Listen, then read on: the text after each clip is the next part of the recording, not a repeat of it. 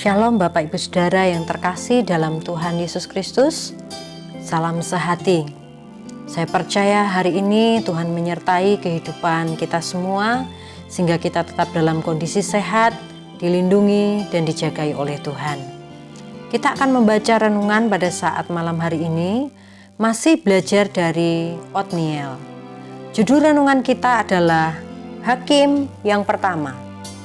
Ayat nats kita terambil dari kitab Hakim-Hakim pasal 3 ayat 10. Demikian bunyi firman Tuhan. Roh Tuhan menghinggapi dia dan ia menghakimi orang Israel. Ia maju berperang, lalu Tuhan menyerahkan Kusyan Rishyataim, Raja Aram, ke dalam tangannya, sehingga ia mengalahkan Kusyan Rishyataim. Amin. Setelah kematian Yosua, bangsa Israel mengalami kekosongan kepemimpinan. Itulah sebabnya mereka seperti kuda yang lepas dari kandangnya. Apalagi mereka adalah generasi baru yang tidak melihat perbuatan-perbuatan ajaib Tuhan.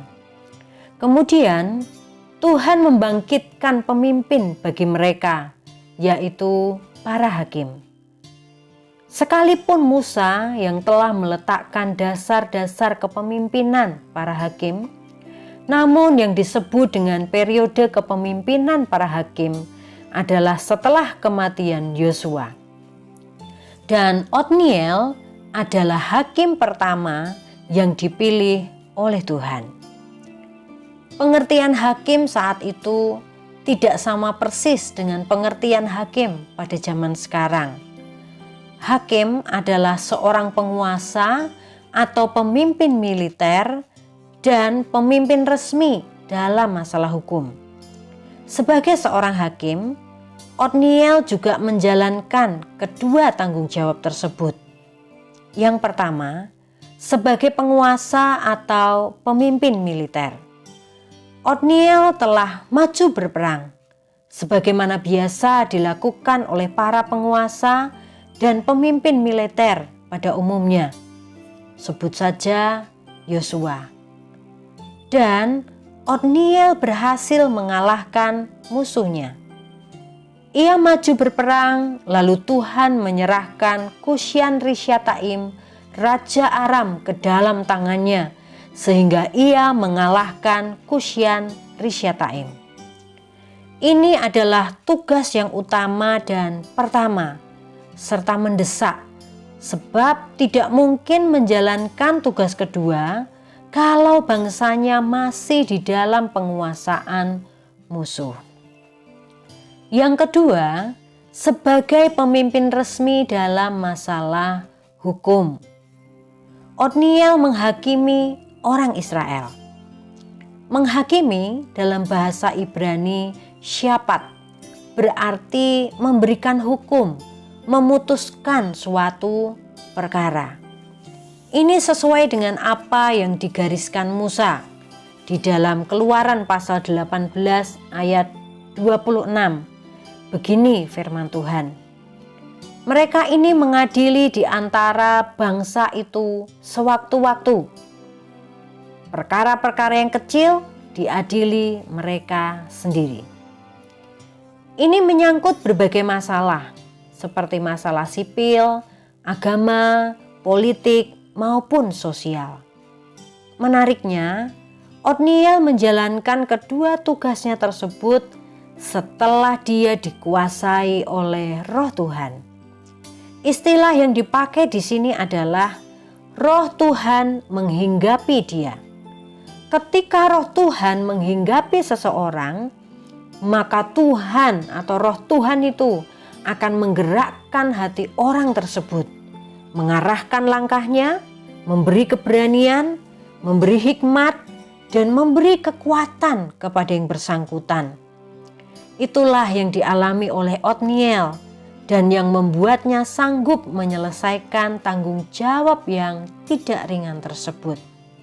Sebagai hakim yang pertama, Otniel telah memberikan teladan bagi para penerusnya, yaitu dengan kesediaannya untuk dikuasai Roh Tuhan, bukan oleh keakuannya.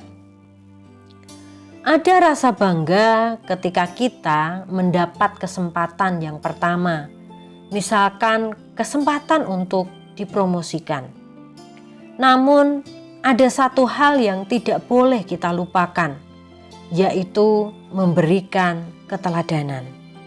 Sebagai orang percaya, keteladanan utama yang bisa kita berikan adalah hidup yang dipimpin oleh Roh Tuhan, bukan oleh ego kita sendiri. Untuk selanjutnya, kita harus bekerja keras, jujur, dan mementingkan kepentingan bersama. Menjadi yang pertama bukan berarti yang paling enak, karena menjadi yang pertama itu berarti harus memberikan teladan bagi yang berikutnya. Puji nama Tuhan, demikianlah pembacaan renungan kita malam hari ini.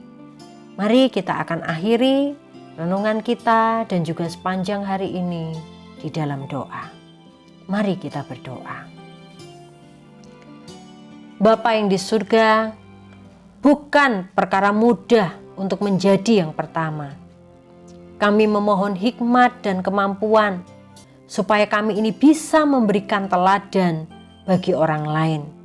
Biar melalui kehidupan kami, nama Tuhan senantiasa dipermuliakan.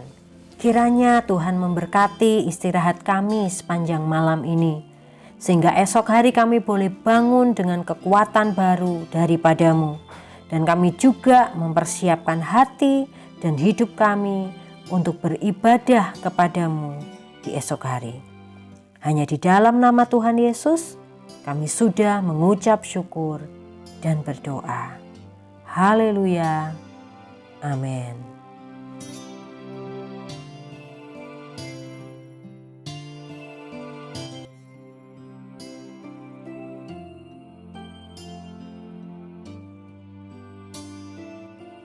Terima kasih ya Bapa.